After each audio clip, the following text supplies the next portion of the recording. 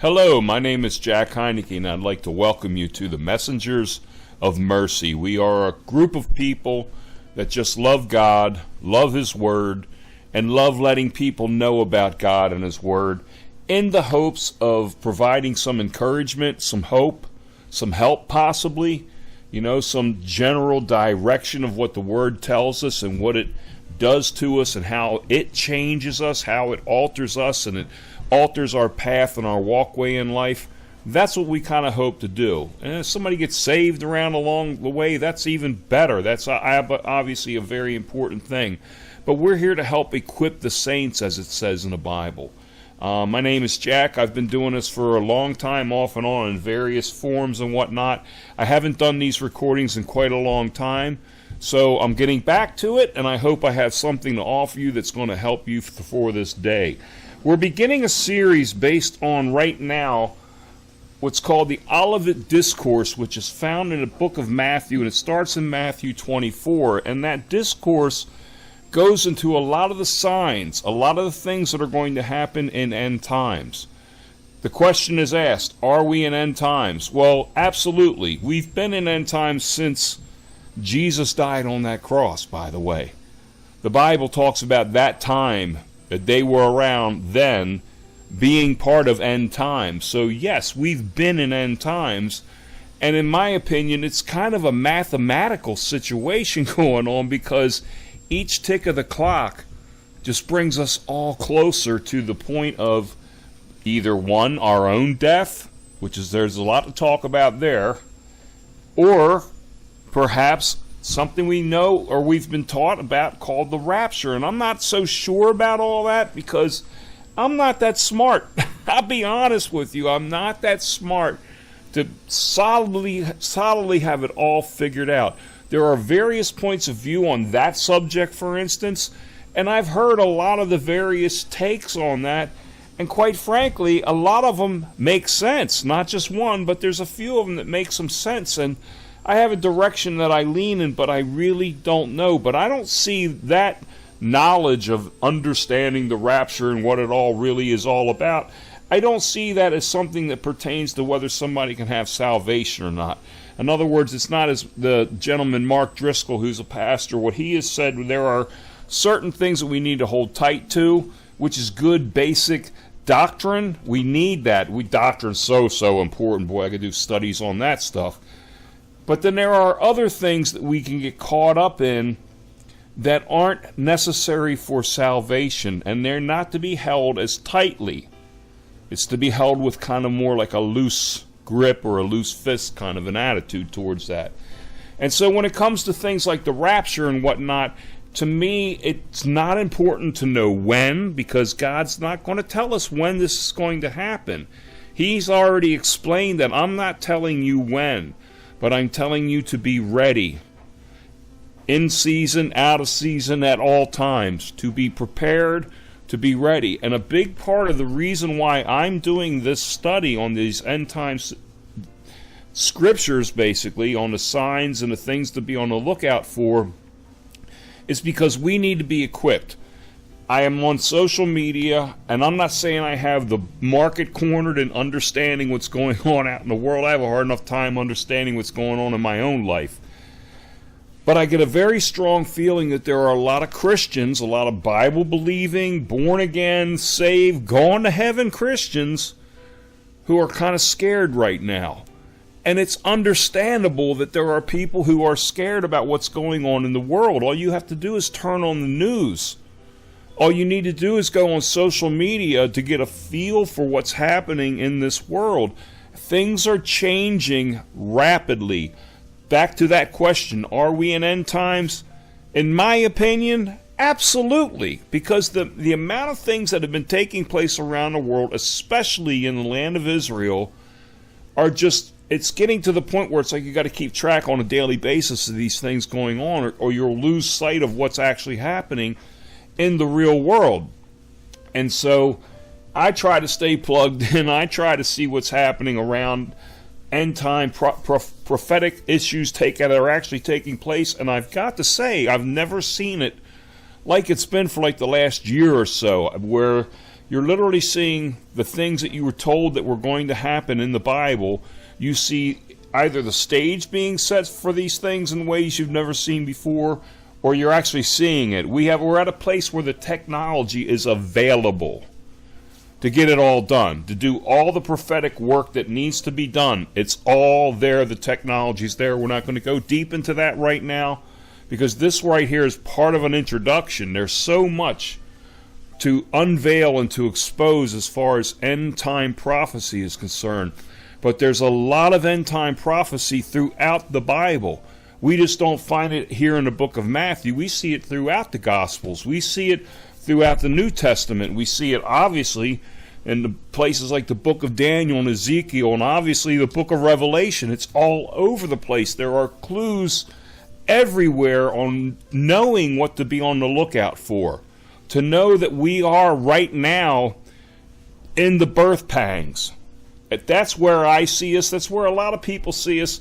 Look, I'm a human being who has an extremely limited perspective, an extremely limited ability to comprehend and understand these matters of God and whatnot. But it seems to me that that's where we are right now, that we're in the birth pangs. Are we late in ready to give birth? In some ways, it seems like we are. But our perception can really be off. So I'm not going to count on my own perception with anything, honestly. I'm going to trust and count on God with all these things. So we want to see what the Bible has to say, and it takes us actually to the book of Matthew 23, because I started studying and taking a look at Matthew 24 and 25 in relation to the Olivet Discourse, in relation to Jesus talking about these signs of the end times, on the things to be on the lookout for. And I thought, well, something happened that brought him to the temple, because Matthew 24 starts off with Jesus walking away from the temple, and that's when the disciples ask him, what are the signs of the end, basically? What are the signs of your return? What do we need to know about all this stuff? And so Jesus then tells them that all the stones that built this incredibly beautiful temple, there's not one that's going to be standing upon another. They'll all be destroyed. They'll all be taken down and apart from one another. And so they ask him, well, when is this going to happen? And that's when Jesus begins his Olivet Discourse on these are the signs that you need to be on the lookout for when it comes to these end-time issues. But in Matthew 23, Jesus exposes the hypocrisy of the Pharisees. The Pharisees were the religious leaders of their time, and the scribes as well. And he had just come out of the temple and cleaned out that temple courtyard, where he got mad, he got upset, and he displayed anger. I love it. I love seeing any angry Jesus, as long as he doesn't point that anger at me, you know what I'm saying? But anyway, he goes in there, because he said, you guys have made my Father's house a den of thieves.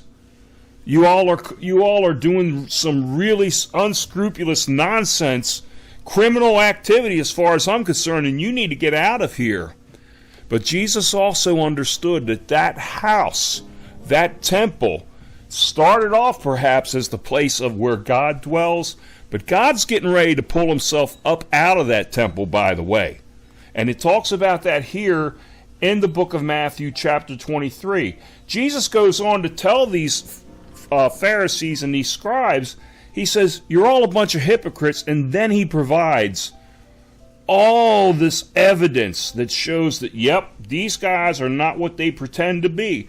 They pretend to be men of God. They pretend to be disciples of Abraham and Moses and all these other people that were seen as highly regarded religious people. By the way, they were just people, and they made some massive mistakes. Moses, Abraham, all of them did.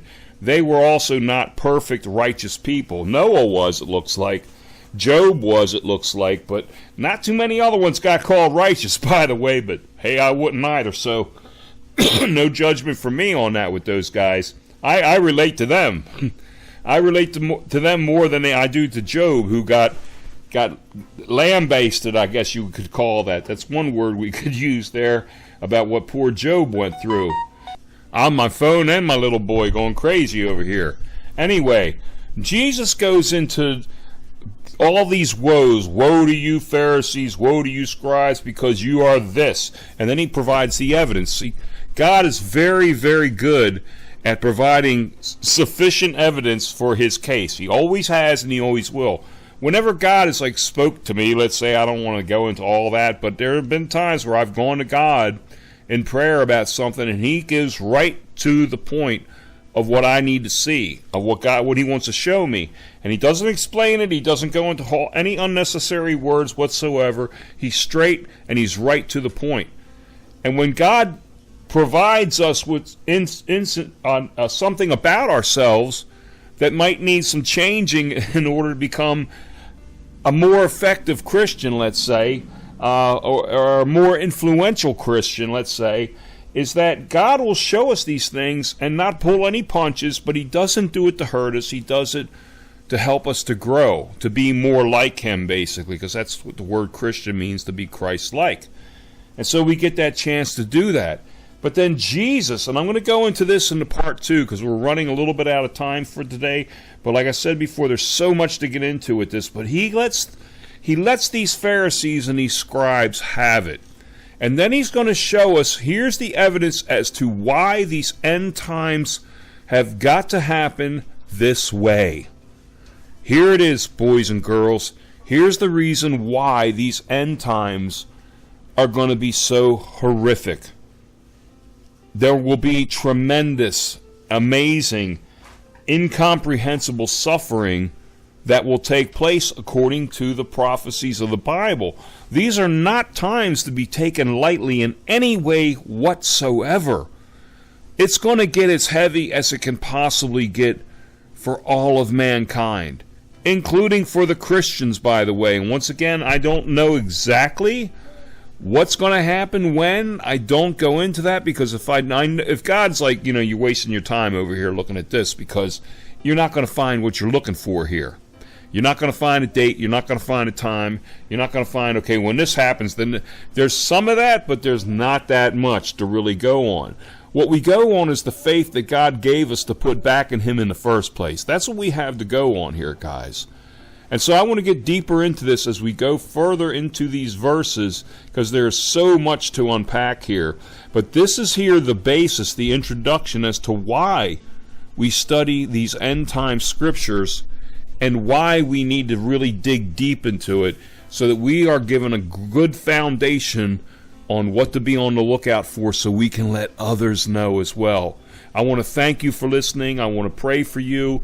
Thank you, Lord, for these people that are here today that are listening to this. I pray that this blesses them. I pray that this touches their souls. I pray that this leads them deeper into you, into your word, because that's where it all comes from, Lord. So we thank you for everything that you're showing us here.